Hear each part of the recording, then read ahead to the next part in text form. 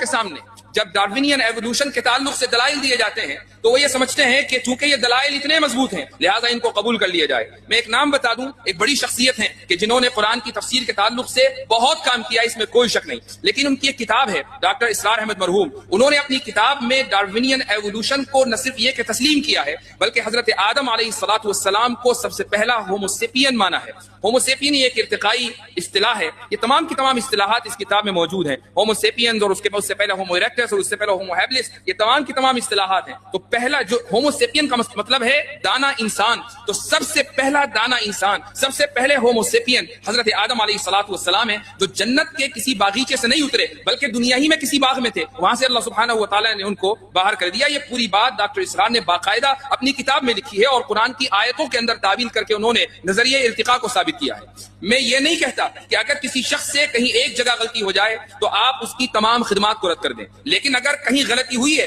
تو غلطی کا ادراک اور غلطی کا اس اظہار کرنا یہ بھی ضروری ہے تاکہ دوسرے لوگ متنبہ رہیں. اس ملک میں بر صغیر میں تجدید کے بلکہ تجدد کی تحریک کے جو سب سے بڑے رہنما ہیں وہ ہیں سید احمد خان. انہوں نے بھی اپنے زمانے میں اسی طریقے سے